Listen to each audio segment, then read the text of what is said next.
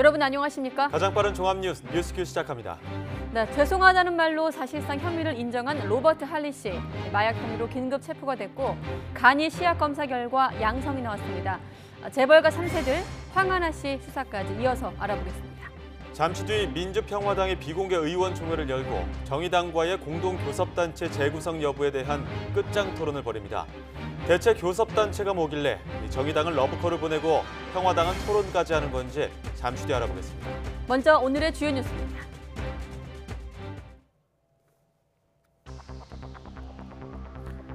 문재인 대통령이 7번째 한미 정상회담을 위해 내일 오후 출국해 한국 시각 12일 새벽 1시부터 단독 회담과 확대 회담을 잇따라 엽니다. 하노이 회담 이후 교착 상태에 빠진 비핵화 협상 재개 동력을 되살리는 게 이번 회담 최대 목표입니다.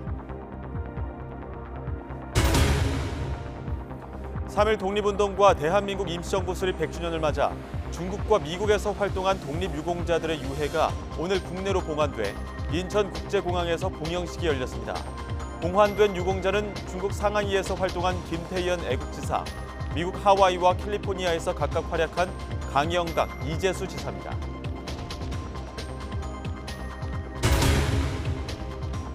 문재인 대통령은 재난에 효과적으로 대처하기 위해 소방공무원을 국가직으로 전환하는 법안을 국회가 신속히 처리해달라고 촉구했습니다. 소방공무원 관련 문제점을 해소하기 위해 2016년 발의된 법안은 여전히 국회 상임위원회에 계류 중입니다.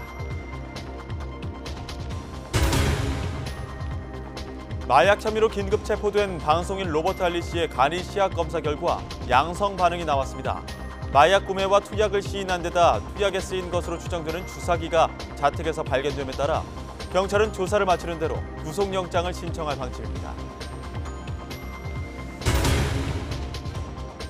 김학의 전 법무부 차관이 최근 자신으로부터 성폭행 피해를 당했다고 주장한 여성을 무고 혐의로 고소했습니다. 해당 여성이 거짓 주장을 했고 누군가 자신을 무고하도록 이 여성을 설득했다는 건데 검찰 소환 조사가 본격화하기 전 맞대응에 나선 것으로 풀이됩니다. 문재인 대통령이 트럼프 대통령과의 한미 정상회담을 위해서 내일 오후 출국합니다.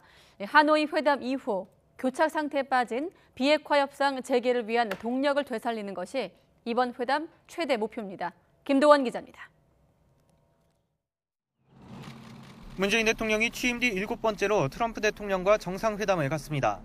하노이 북미 회담이 합의 없이 끝난 직후 한미 정상통화에서 직접 만나 심도 있게 논의하자고 약속한 지 40여일 만입니다. 비핵화 협상 재개의 중대 고비가 될 이번 회담을 앞두고 문 대통령은 북미가 비핵화 대화를 재개할 계기를 만드는 데 큰 의미를 뒀습니다. 저는 내일 한미 정상회담을 위해 미국을 방문합니다. 북미 대화의 조속한 재개와 성과를 위해 최선을 다하겠습니다. 이번 방미는 의전 행사 없이 정상회담에 집중하는 공식 실무 방문입니다. 문 대통령은 우리 시각으로 11일 새벽 현지에 도착해 오후에는 폼페이오 국무장관, 볼턴 국가안보보좌관, 펜스 부통령을 잇따라 접견합니다. 12일 새벽 1시부터는 백악관 공식 일정으로 정상 부부 간 단독회담, 참모들이 배석하는 오찬 겸 확대 회담이 2시간 동안 진행됩니다. 청와대는 완전한 비핵화의 상태, 이른바 엔드스테이트에 대해선 한미 양국의 의견이 일치하고 있다고 밝혔습니다. 따라서 북한이 동의할 수 있는 구체적인 비핵화 로드맵을 마련하는 게 이번 회담의 목표가 될 것으로 보입니다. 청와대 고위 관계자는 완전한 비핵화에 이르는 로드맵에 대해서도 이번에 논의되겠지만 제재의 틀은 계속 유지돼야 한다고 말해 이번 회담에서 제재 완화 성과가 나오긴 어렵다는 분위기를 전했습니다. 완전한 비핵화까지 제재를 유지해야 한다는 미국과 비핵화 단계별로 제재 완화를 주장하는 북한의 입장이 맞서는 가운데 우리 정부의 포괄적 합의, 단계적 이행이라는 구상이 공감을 얻을 수 있을지 관심입니다.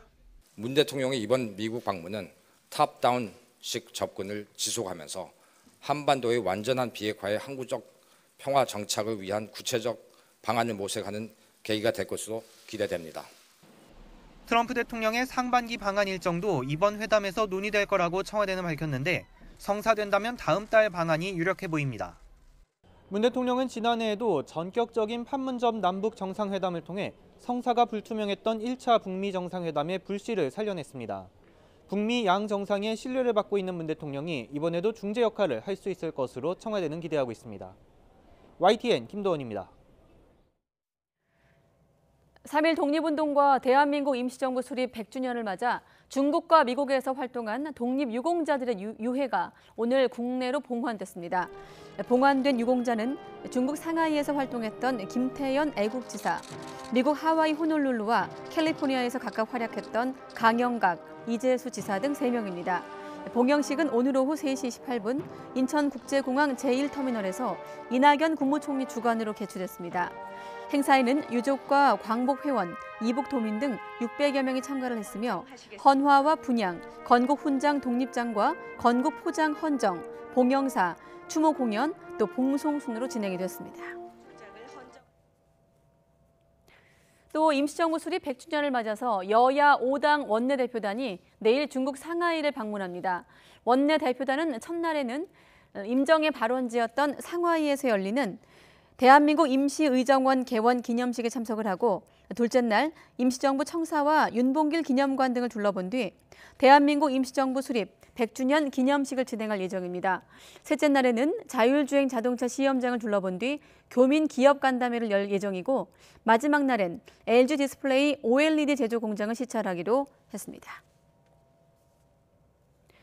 외교부가 최근 잇따라 실수가 발생한 것과 관련해 감사관실에서 관련 직원을 상대로 사실관계 등을 확인하고 있고 조사 결과에 따라서 적정한 조치를 취할 예정이라고 밝혔습니다. 외교부에서는 지난 4일 한 스페인 차관급 전략대화 행사장에 구겨진 태극기가 놓였고 지난달 19일 배포한 영문 보도자료에서는 발틱을 발칸으로 오기하는 등 실수가 잇따랐습니다. 또 지난해 11월 문재인 대통령이 체코를 방문했을 때 공식 트위터 계정에 체코슬로바키아로 잘못 쓰거나 말레이시아 국빈 방문 당시엔 문재인 대통령이 인도네시아어로 인사했을 때 외교 결례 논란이 불거지기도 했습니다. 강원도 일대 산불 종료 이후 확인된 피해가 더욱 늘어났습니다. 행정안전부 중앙재난안전대책본부는 산불로 주택 510채 등 사유 공공시설 2천여 개가 불에 탔다고 밝혔습니다. 이는 정부가 어제까지 파악했던 것보다 400개 정도 늘어난 수치입니다.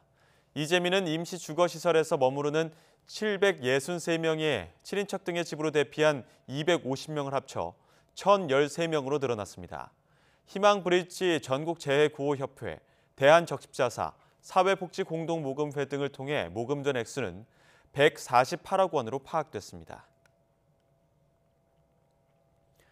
강원 지역 산불 피해자들의 올해 예비군 동원 훈련이 면제됩니다. 병무청은 특별재난지역으로 선포된 강원도 고성군 속초시, 강릉시, 동해시, 인제군에서 산불 피해를 본 예비역들의 올해 동원 훈련 소집을 면제한다고 밝혔습니다. 동원 훈련을 면제받으려면 읍면 동장이 발행한 피해 확인서를 지방병무청에 제출해야 합니다. 문재인 대통령은 소방공무원을 국가직으로 전환하는 법안을 국회가 조속히 처리해달라고 촉구했습니다. 또 이번 강원도 산불로 피해를 본 주민들이 하루빨리 일상으로 복귀할 수 있도록 전력을 다해 지원하라고 강조했습니다. 오늘 국무회의 모두 발언 직접 들어보겠습니다. 소방공무원의 국가직 전환은 소방공무원의 처우 개선뿐만 아니라 소방인력과 장비 등에 대한 지역 간 격차를 해소하여 재난에 효과적으로 대응하기 위한 것입니다. 정치적 쟁점이 크게 있는 법안이 아닌 만큼 소방공무원 국가직 전환 관련 법안이 신속하게 처리되어 올해 7월부터 차질 없이 시행될 수 있도록 국회의 협조를 요청드립니다. 재난 발생 후에 복구 과정에서도 피해 주민들의 상황과 처지를 잘 살펴 꼭 필요한 지원이 누락되지 않도록 해야 합니다. 피해 농업인 긴급자금 지원을 비롯해 벽시 공급, 농기자재 보급과 농기계 수리 지원, 피해 가축 진료와 축사 복구 등에 만전을 기해 주기 바랍니다. 국회에서는 강원도 산불 피해 상황과 복구를 위한 행정안전위원회 전체 회의가 열리고 있습니다. 소방관의 국가직 전환을 두고 여야 책임 공방이 이어지는 사이 소방청장은 그동안 사실상 국가가 방치했다고 소신 발언을 했습니다. 취재기자 연결합니다. 조은지 기자. 네, 국회입니다. 네, 소방공무원 국가직 전환과 관련해서 국회에서도 관련 논의가 불붙었죠? 네, 소방공무원 처우 개선을 하자는 공감대는 있는데 국가직으로 전환되지 못한 이유를 두고 여야가 종일 책임 공방을 벌이고 있습니다. 더불어민주당은 야당 반대 때문에 국가직 전환이 무산됐다고 주장했고 자유한국당은 관계부처 간 조율이 미흡했다고 맞섰습니다. 작년 11월 28일 국회 행안위 법안심사 소위에서 소방직 공무원의 국가직 전환을 위한 법안이 상정되어서 처리 직전까지 갔었는데 자유한국당 원내 지도부께서 오늘 좀 통과시키지 말아라라는 지시를 하셔가지고 의결 직전에 법안 처리가 무산이 되었습니다. 매우 유감스럽게 생각합니다. 저희들이 지금 이제 저희 당이 소방직 국가직화에 반대하는 것이 전혀 아닙니다. 저는 어떻게 보면 정부 여당이 지금까지 사전 조율이 되지 않아서 그런 거 아니냐. 네, 행정안전부 진영 신임 장관도 국가 책임을 강화하기 위해 소방관 국가직화가 필요하다고 여당 쪽에 힘을 실었고 정문호 소방청장은 소방 업무는 지금까지 국가에서 사실상 방치했다고 생각한다며 쐐기를 박았습니다. 소방의 업무 중에 상당 부분이 국가 사무임에도 불구하고 99%가 지방 소방 인력이고 국가 지방 예산으로 95%가 다 지방 예산이기 때문에 사실 국가에서 방치해놨다고 이렇게 저는 생각하고 있습니다. 네, 소방청은 산불이 잦은 강원도와 협조해 강풍에도 산불 대응이 가능한 대형 소방 헬기 도입을 추진하겠다고 했고 노후 소방 헬기도 오는 2023년까지 8대를 바꿀 계획이라고 설명했습니다. 소방청장은 또 산불 진화를 산림청이 아닌 소방청에서 맡아야 한다고 주장했지만 진영 장관은 그동안 산림청이 잘 해왔다며 선을 그었습니다. 산불 피해 복구 비용 또 이재민 대책 등의 예산을 추경으로 쓰느냐 예비비를 활용하느냐도 여야의 충돌 포인트입니다. 어떤 내용이 오갈지 주목됩니다. 지금까지 국회에서 YTN 조은지입니다. 여야의 대치 전선은 문재인 대통령의 장관 임명 강행을 두고도 이어졌습니다.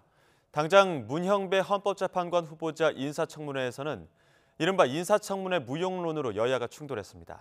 우철희 기자입니다.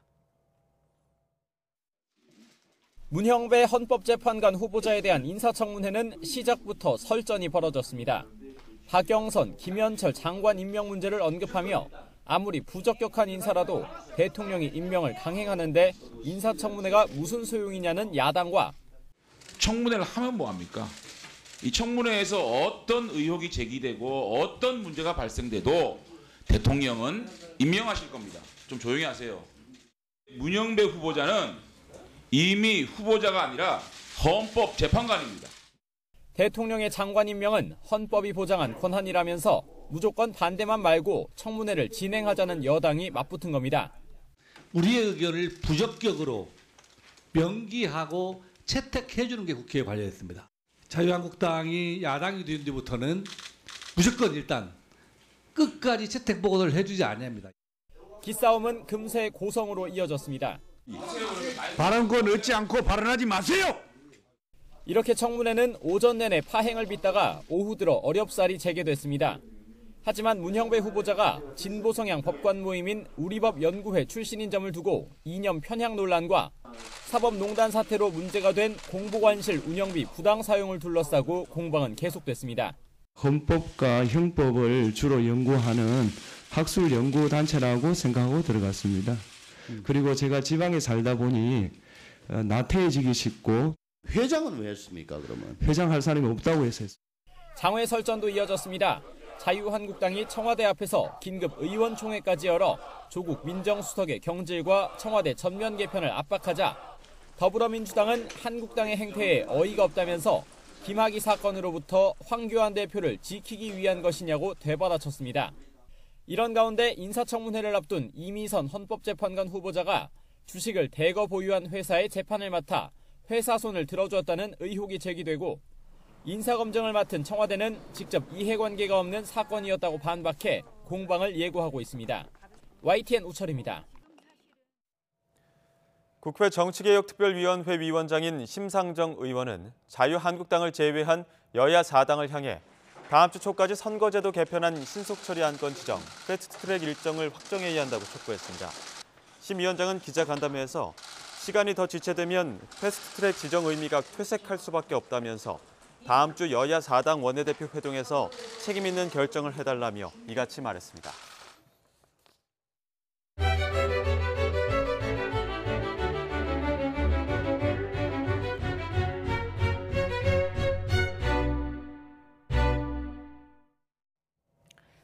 네, 민주평화당이 잠시 뒤인 7시 비공개 의원총회를 열어 정의당과의 공동교섭단체 재구성 여부에 대한 끝장 토론을 벌입니다.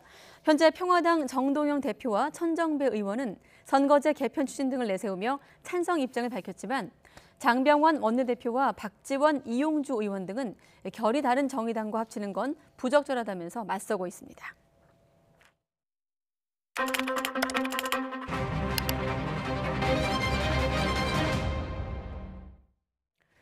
네, 이렇게 민주평화당 오늘 이 교섭단체 구성을 놓고 끝장 토론을 벌일 예정인데요. 오늘 뉴스 TMI에서 교섭단체에 관해서 알아보도록 하겠습니다. 자, 박성원 앵커, 정의당이 계속 이른바 러브콜을 보내고 있는 건데, 자, 교섭단체가 되면 뭐가 좋은 겁니까? 일단 교섭단체란 국회 의사 진행에 관한 중요한 안건을 협의하기 위해 일정한 수 이상의 의원들로 구성된 의원단체를 말합니다. 국회의 효율적 의사 진행을 위해 만든 제도인데요. 만약 의원들 모두가 제각기 자신의 주장을 관철하려 한다면 그 수만큼 다양한 의견을 듣고 조율하는 데 굉장히 많은 시간이 소요될 수 있죠. 이를 막기 위해 의원들 간 의사를 사전에 통합하고 조정하는 창구 역할을 바로 교섭단체가 하게 됩니다.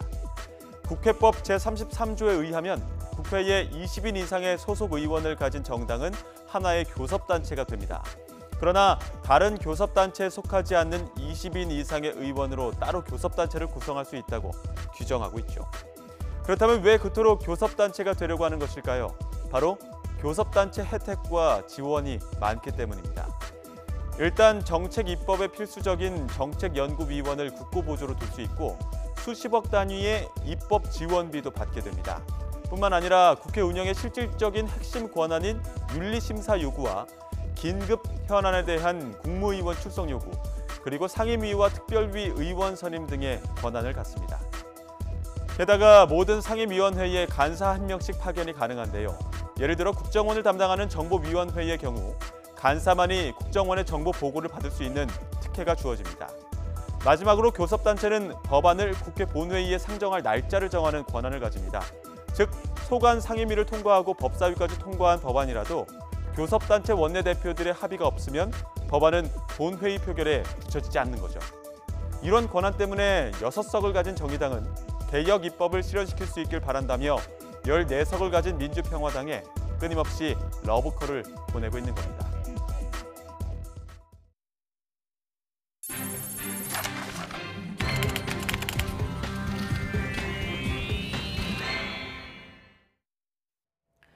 네, 사투리 입담으로 눈길을 끈 방송인이죠. 마약 혐의로 긴급 체포된 방송인 로버트 하일 씨에 대한 간이 시약 검사 결과 양성 반응이 나왔습니다.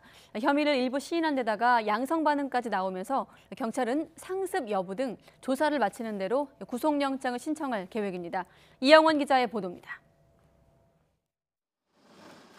마약 혐의로 긴급 체포돼 이틀째 조사를 받은 방송인 하일 씨.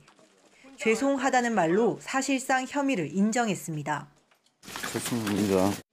경찰 관계자는 하 씨가 수십만 원을 마약 거래 관련 계좌에 입금한 사실을 확인했다고 밝혔습니다. 자택에서는 범행에 쓰인 것으로 추정되는 주사기가 발견됐습니다. 경찰은 지난달에 인터넷으로 마약을 산 뒤 지난주에 투약했다는 하 씨의 진술을 확보했습니다. 또 소변 간이 시약 검사에서도 양성 반응이 나왔다고 설명했습니다. 경찰은 정확한 분석을 위해 하 씨의 모발과 소변을 국립과학수사연구원으로 보내 정밀 감식을 의뢰했습니다. 이와 함께 하 씨의 상습 투약과 공범 여부, 구체적인 범행 동기를 밝혀내기 위해 보강 수사를 벌이고 있습니다. YTN 이영훈입니다.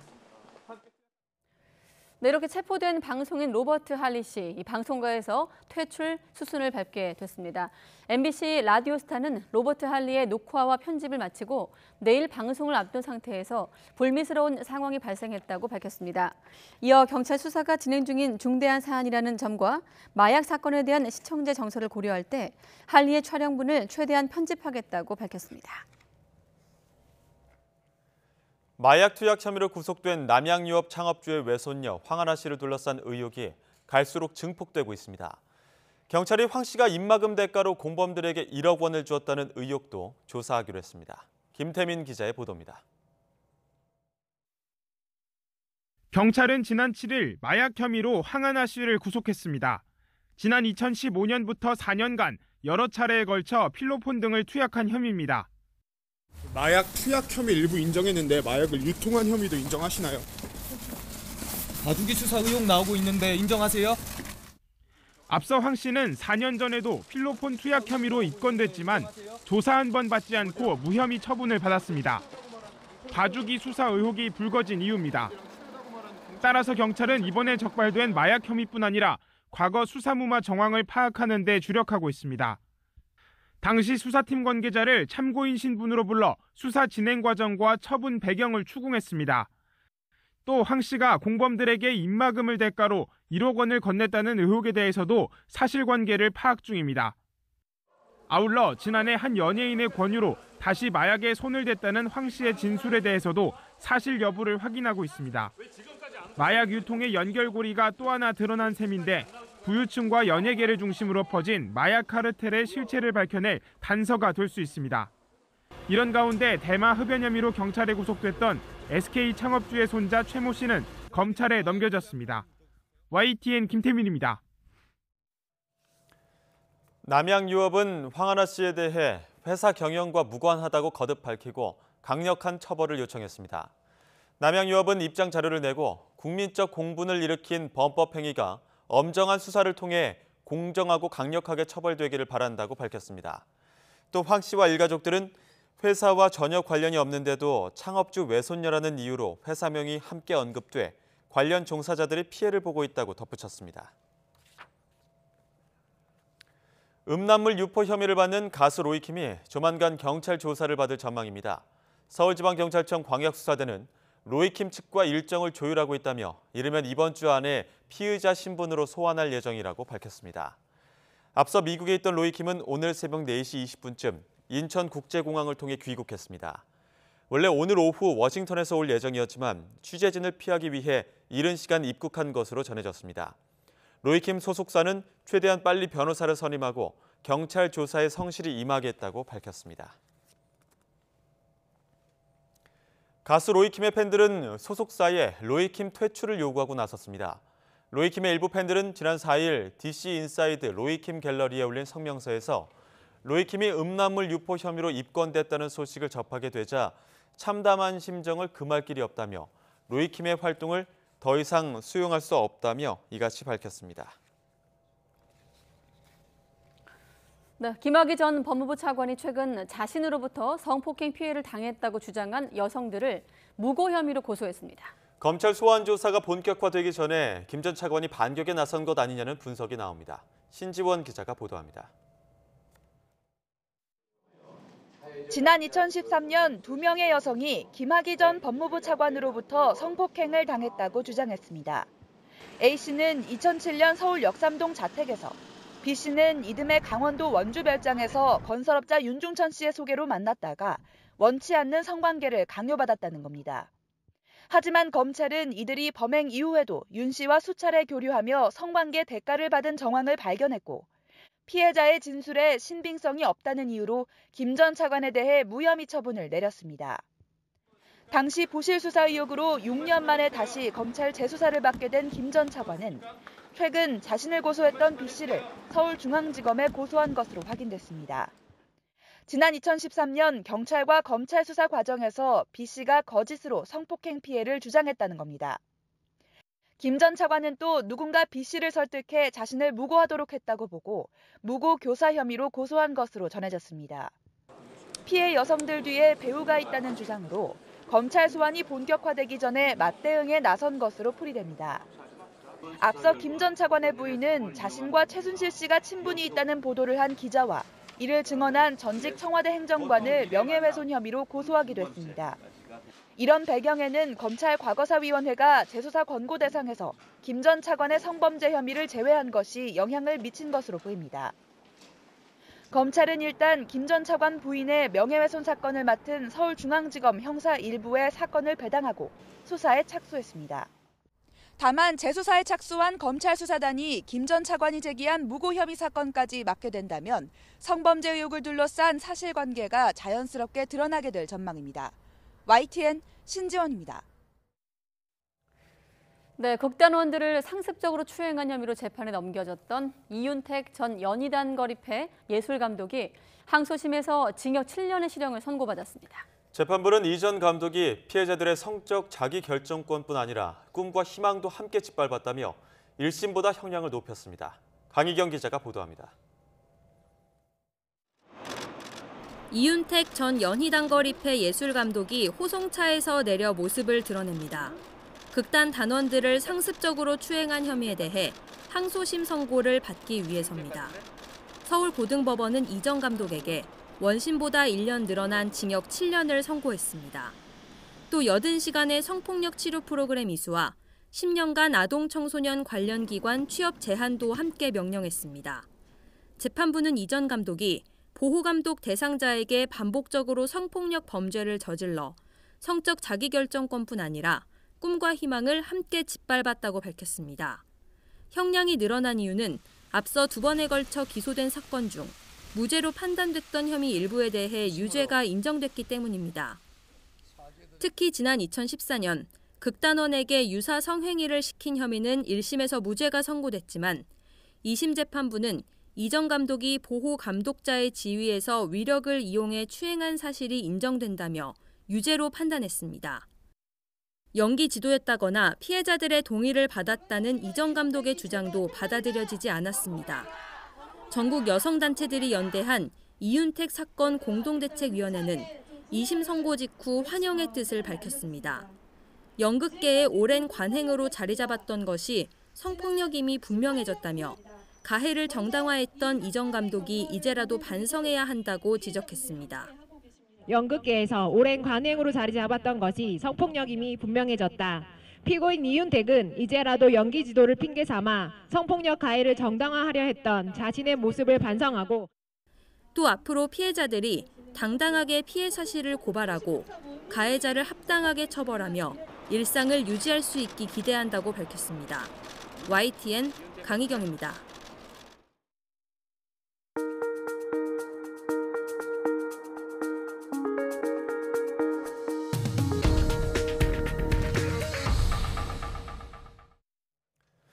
오늘 오전 10시 반쯤 광주공항에 착륙한 아시아나항공 여객기가 활주로를 달리다 앞바퀴가 터졌습니다.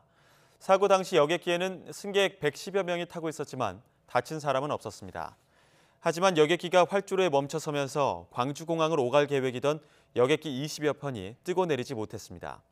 항공사들은 이용객들을 무안공항으로 옮겨 김포와 제주행 여객기를 운항했습니다. 아시아나항공 측은 활주로 바닥에 있는 공군 장비 때문에 바퀴가 터진 것으로 파악했지만 제1전투비행단은 군 장비와 이번 사고는 관련이 없다고 설명했습니다. 제주에 강풍주의보가 내려진 가운데 돌풍으로 70m 높이 굴뚝 승강기에 고립됐던 노동자들이 무사히 구조됐습니다.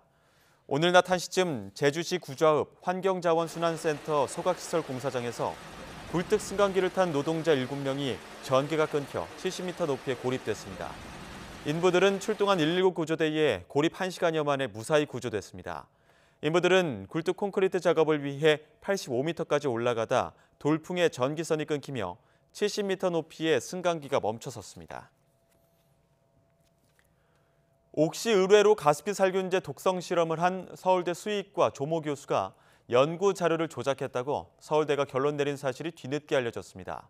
서울중앙지방검찰청은 이 같은 내용이 담긴 서울대 연구진실성위원회의 결정문을 지난해 12월 건네받아 대법원에 제출했습니다.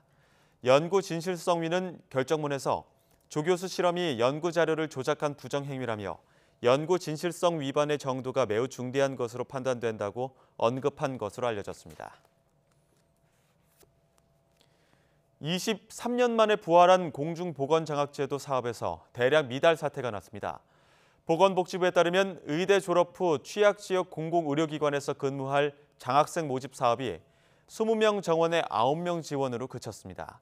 공중보건장학제도는 의대 입학이나 재학 때 장학금을 주는 대신 졸업 후 지원받은 그 기간만큼 지방의료원 등 지역 공공의료기관에서 일하게 하는 의료인력 양성제도입니다. 봄을 맞아 광화문 광장을 대표하는 이순신 장군상과 세종대왕상이 겨운에 쌓인 미세먼지를 벗었습니다. 서울시는 오늘 오전 8시부터 정오까지 저압 세척기와 전문 인력을 동원해 동상들을 세척했습니다. 서울시는 내년부터 시작되는 새 광화문 광장 조성 공사에 따라 이순신 세종대왕상의 이전을 검토하고 있습니다. 네, YTN은 지난달 완구회사 손오공의 갑질을 보도한 데 이어서 이번엔 창업주 최신규 회장의 경영비리 의혹을 고발합니다. 회사 돈으로 펑펑이라고 지금 자막이 돼 있는데 어떻게 펑펑 썼길래 배임 혐의로 고발이 된 건지 김우준 기자 리포트를 먼저 보고 나서 조목조목 알아보도록 하겠습니다. 완구업계 1위인 손오공의 창립자로 장난감 대통령이라 불리는 최신규 회장. 터닝메카드 등 히트 상품을 연이어 출시한 최 회장이 횡령 배임 의혹에 휩싸였습니다. 지난 2011년 손오공의 대표이사로 재직할 때 계열사 자금을 개인 용도로 썼다는 겁니다. YTN이 관련 문건을 입수했습니다. 최 회장 어머니의 99세를 축하하는 백수연 행사 기획안입니다. 가족 행사지만 행사 대행업체 계약서에는 최신규가 아닌 회사 이름이 적혀 있습니다. 유명 트로트 가수 등을 섭외하면서 8,700만 원이 예산으로 잡혔습니다. 행사 장소로 쓰인 63빌딩의 대관료까지 합치면 최소 1억 원이 넘는 회사 돈이 하룻밤 최 회장 일가 파티에 쓰였습니다. 직원들도 동원됐습니다. 어머니 기념일 운영 계획부터 행사 당일 현장 보조까지 모두 회사 직원들의 몫이었습니다. 직원들한테 이제 선물 준비부터 해서 행사 준비부터 해서 전체적인 거 손님들 에스코트부터 해서 동선 관리부터 해서 그 계획안까지 다 상세하게 다 만들어라고 지시도 했고. 최 회장이 회사 돈을 유용한 의혹은 이뿐만이 아닙니다. 군대에서 갓 전역한 아들의 외제차 비용마저 법인 돈으로 처리했다는 의혹이 제기됐습니다. 당시 회사 자금 계획을 보면 법인 차량 명목으로 벤츠와 아우디 리스료가 매달 230만 원과 130만 원씩 찍혀 있습니다. 벤츠는 아들이 썼고 아우디는 딸이 몰았다는 게 회사 직원들의 증언입니다. 최신규 딸이 대표이사로 등기상에는 올라가 있지만 출근하지도 않았고 그랜저를 차나 급여를 갖다 가져가고 아들도 제대하자마자 차 뽑아주고 그렇게 타고 다니고. 손오공 관계사 출신 임직원은 업무상 배임 혐의로 최신규 회장을 서울 남부지방검찰청에 고발했습니다. 법인으로 돼 있다면 그건 일단 법인의 자산이거든요. 그 법인의 자산을 이제 법인의 회장 일가가 자신의 이익을 위해서 사용했다면 그건 당연히 회사에 대해서 이제 배임 이슈가 성립할 수 있습니다. YTN은 최신규 회장의 입장을 듣기 위해 여러 번 연락을 시도하고 직접 찾아갔지만 최 회장은 취재를 거부했습니다. YTN 김우준입니다.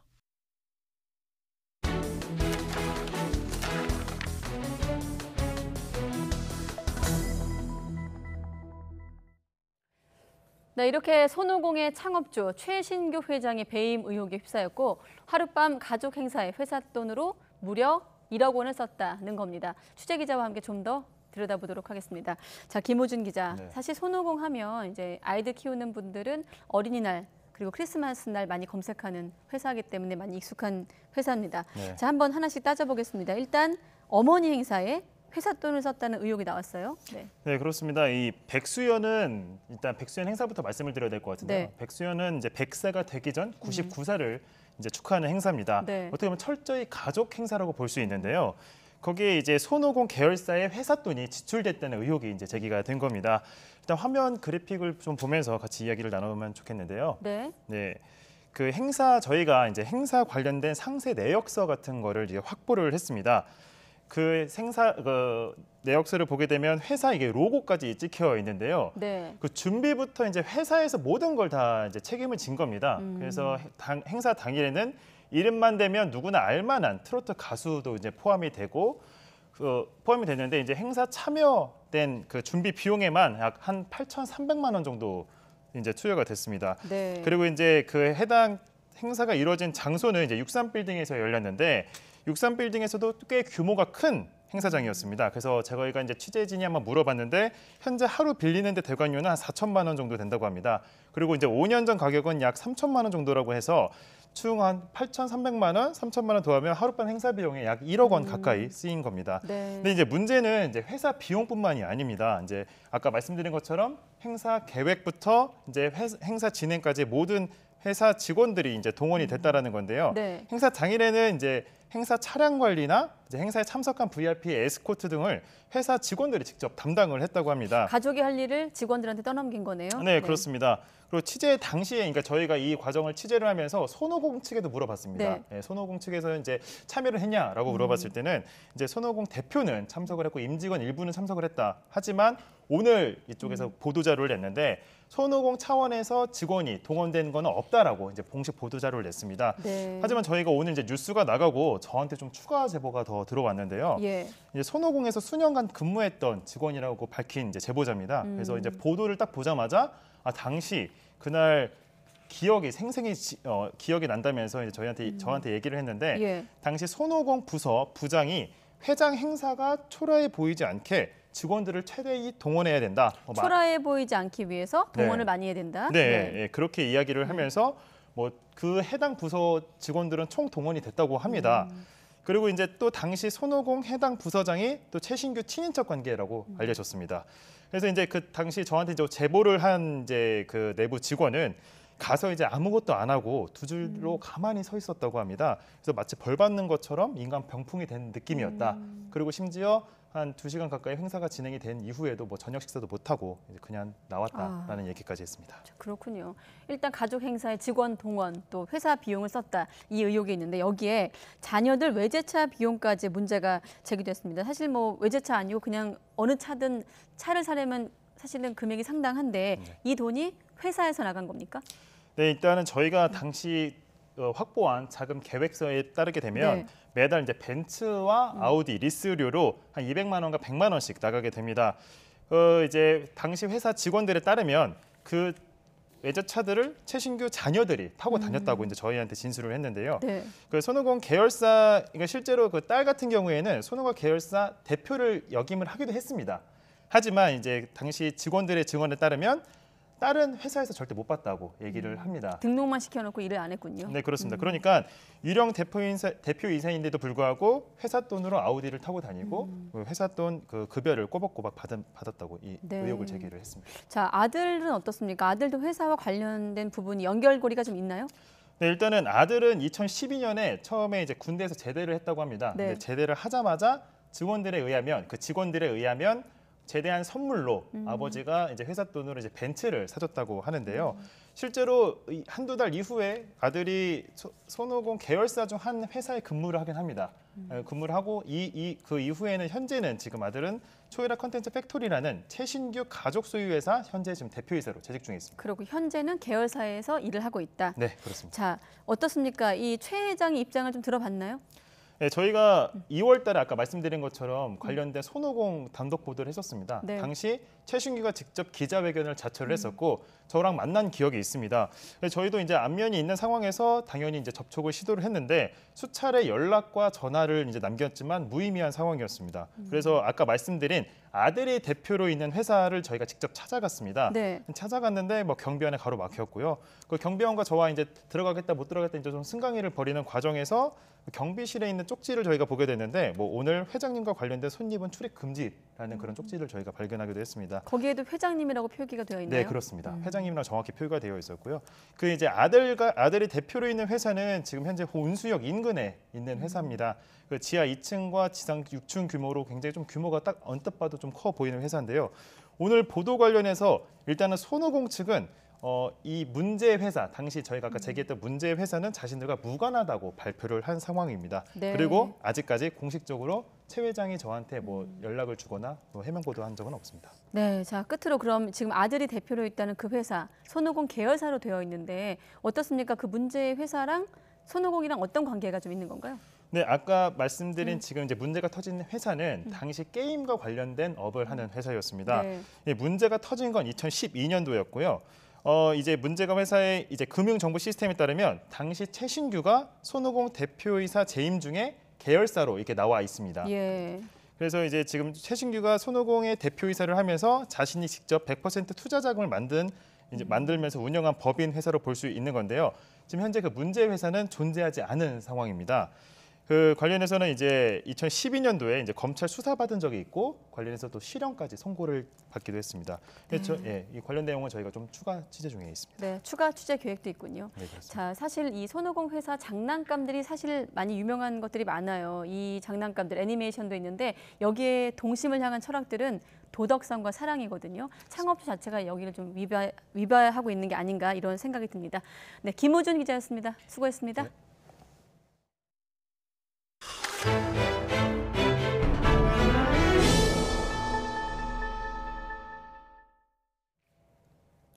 네, 유엔이 해마다 발표하는 세계 행복 보고서에서 지난해 우리나라는 156개국 가운데 57위에 그쳤습니다. 서울대 행복연구센터가 지난해 국민의 행복지수를 분석한 결과 20대 여성의 행복지수가 가장 낮은 것으로 나타났습니다. 우울한 요일도 정해져 있는데요. 빅데이터로 본 한국인의 행복지수, 이교준 기자가 소개합니다.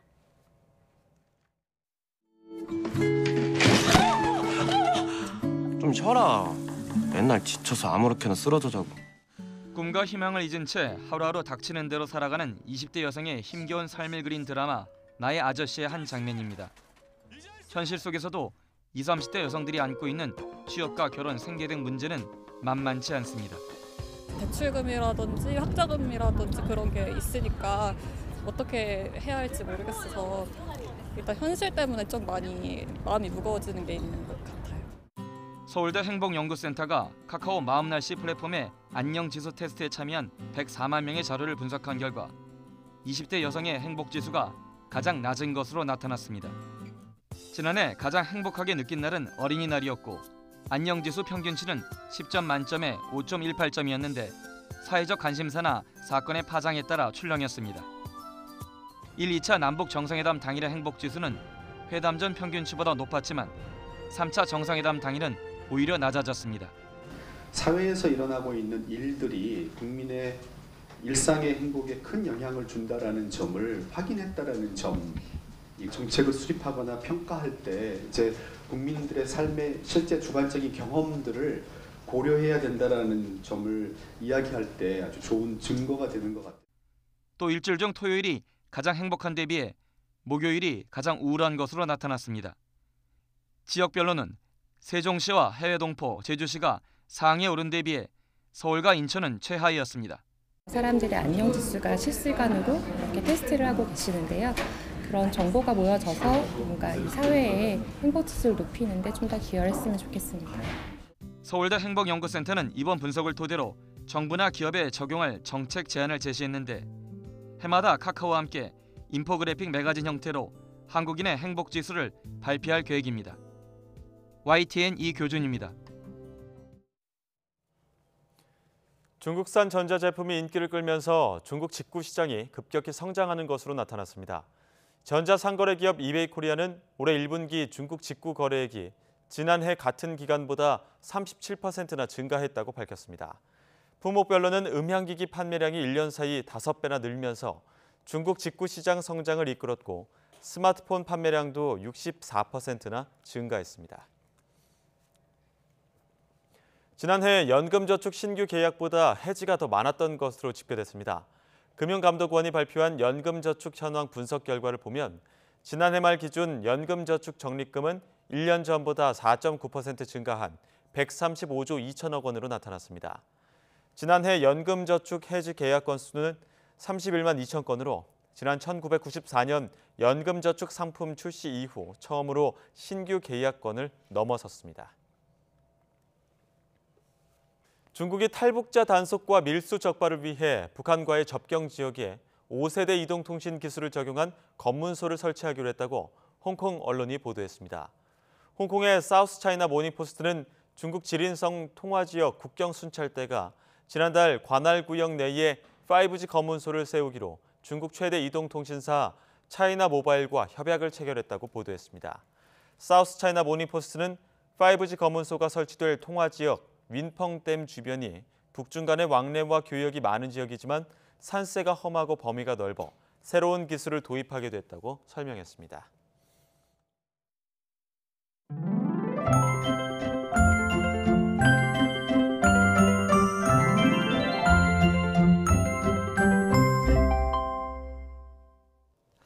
요즘 대기가 무척 메마르면서 비 소식이 간절했는데요. 오늘 밤사이 전국에 단비가 내리겠고 내일 아침부터 점차 그치겠습니다. 비가 그친 뒤에는 찬 공기가 유입되면서 기온이 뚝 떨어집니다. 우선 내일 서울 아침 기온이 5도로 오늘보다 3도가량 낮아 더 쌀쌀해지겠고 낮 기온도 9도로 오늘보다 5도가량 낮아 꽤 쌀쌀하겠습니다. 현재 전국 곳곳에 비가 내리고 있는데요. 이 비는 내일 오전에 대부분 그치겠지만 동해안은 밤까지 이어지겠습니다. 제주 산간에는 120mm 이상, 제주도와 남해안에는 최고 80mm의 많은 비와 함께 강한 바람이 불겠고 강원 산간에는 20cm가 넘는 많은 눈이 쏟아지면서 대설특보가 내려지겠습니다. 피해가 발생하지 않도록 대비 철저히 해주시기 바랍니다. 그 밖에 다른 지역에는 5에서 40mm의 비가, 강원 남부와 경북 북동 산간에는 1에서 5cm의 눈이 예상됩니다. 내일 아침 기온 오늘과 비슷하거나 조금 낮겠습니다. 서울 5도, 대전 6도, 광주 9도, 부산 9도로 예상됩니다. 낮 기온은 오늘보다 3도에서 5도가량 낮겠습니다. 서울 9도, 대전 12도, 광주 15도, 부산 13도로 예상됩니다. 주 후반에는 맑고 따뜻한 봄 날씨를 회복하겠지만 일요일에는 전국에 또 한 차례 비가 내릴 것으로 전망됩니다. 지금까지 날씨 정보였습니다. 네, 후쿠시마 수산물 수입 재개, 여러분은 어떻게 생각하십니까? 오늘 12일 수입이 타당한지 아닌지 WTO의 최종 판단이 나올 예정인데요. 결과에 따라서 어떤 파장이 있을지 알아보겠습니다. 7시에 뵙겠습니다.